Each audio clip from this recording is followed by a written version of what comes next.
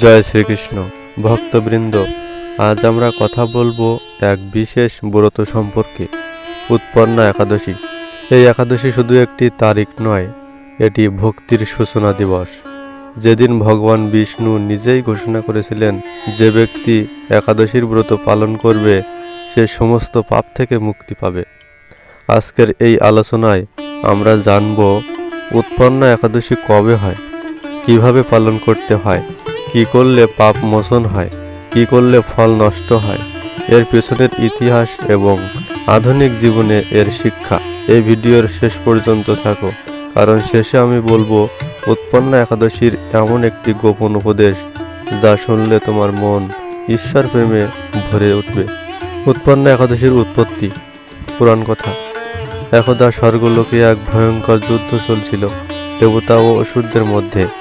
দৈত্যরাজ মূর তখন দেবতাদের দমন করে স্বর্গ অধিকার করে নিয়েছে। দেবতারা অসহায় হয়ে ভগবান বিষ্ণুর শরণাপন্ন হলেন। ভগবান তখন বৈকুণ্ঠ থেকে বেরিয়ে এসে কৈলাস পর্বতে গিয়ে ধ্যানস্থ হলেন। তার ধ্যান এত গভীর ছিল যে অসুর মূর তাকে ঘুমন্ত অবস্থায় হত্যা করতে চাইল। ঠিক সেই মুহূর্তে ভগবানের শরীর থেকে এক দীপ্তিময় শক্তির জন্ম হলো, দেবী একাদশী। তিনি অগ্নির মতো জ্বলজ্বল করতে লাগলেন এবং এক আঘাতে মূরকে ধ্বংস করলেন। ভগবান চোখ খুলে দেখলেন তার সামনে দাঁড়িয়ে আছেন এক দিব্য রমণী। তিনি বললেন, প্রভু, আমি আপনার শরীর থেকে উৎপন্ন হয়েছি, আমার নাম দিন এবং উদ্দেশ্য নির্ধারণ করুন। ভগবান বিষ্ণু বললেন, তুমি যেহেতু মূরকে ধ্বংস করেছ, তোমার নাম হবে উৎপন্না একাদশী। তুমি মানব জাতির পাপ ধ্বংস করবে। যে তোমার দিনে উপবাস করবে সে মুক্তি পাবে। এই দিন থেকেই শুরু হলো একাদশী ব্রত প্রথা। তাই উৎপন্না একাদশীকে বলা হয় একাদশীর জন্মদিন। উৎপন্না একাদশীর মাহাত্ম্য ও ফলাফল। এই একাদশীর পালন করলে লক্ষ যজ্ঞের ফল হয়। যে ব্যক্তি এই ব্রত পালন করে তার পূর্বজরাও মুক্তি পান।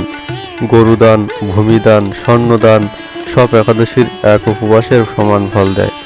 যিনি পাপী, দুঃখী বা ভগবান থেকে বিচ্ছিন্ন, একাদশী তার জন্য নতুন জন্মের পথ খুলে দেয়। বিষ্ণু পুরাণে বলা, একাদশী তিথিতে উপবাস না করা মানে নিজের সৌভাগ্যকে হাতে তুলে ফেলে দেওয়া। কিভাবে পালন করতে হয়? সকালের করণীয়। ভোরে ব্রহ্ম মুহূর্তে উঠুন, প্রায় 4টা থেকে 4:30। স্নান করে পরিষ্কার সাদা পোশাক পরুন। ঘরে প্রদীপ জ্বালান, ধূপ দিন। ভগবান বিষ্ণু, কৃষ্ণ বা নারায়ণের নাম জপ করুন। ওং নমো ভাগবতে বাসুদেবায় 108 বার উচ্চারণ করুন। দিবসকালীন করণীয়।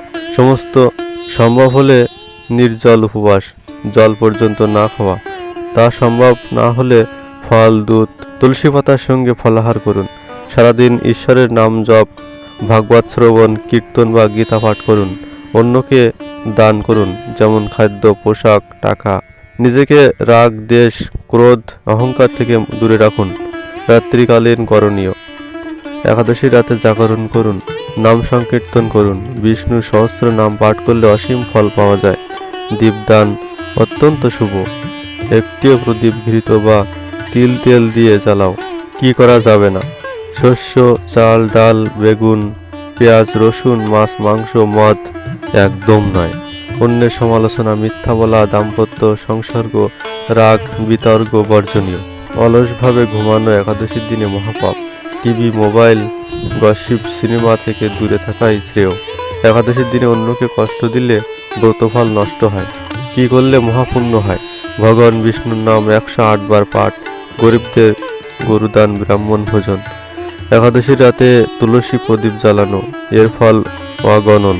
তুলসী দেবীর প্রতি প্রণাম ও স্নেহ, গীতা পাঠ বা শ্রবণ। পরের দিন ব্রাহ্মণ ও ভক্তদের খাবার দান।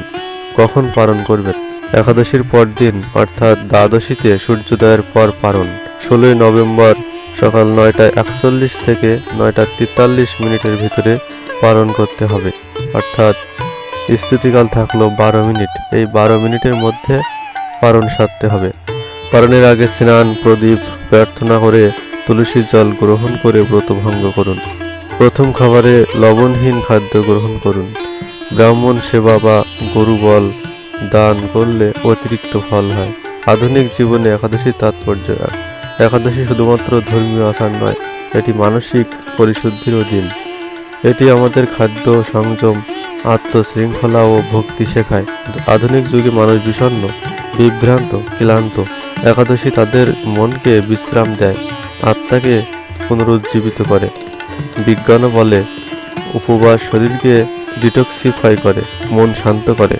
আধ্যাত্মিকভাবে এই দিন হলো পাপ মোচনের পুনর্জন্মদিন।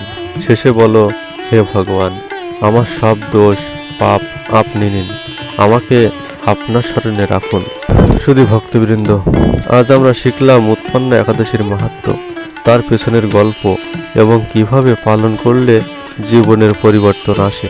একাদশী মানে শুধু খাদ্য বর্জন নয়, এটি আত্মাকে পাপের ঘুম থেকে জাগানোর দিন। তুমি যদি এই ব্রত পালন করো, তাহলে ভগবান বিষ্ণু নিজেই তোমার আলোকিত করবেন। জয় শ্রীকৃষ্ণ।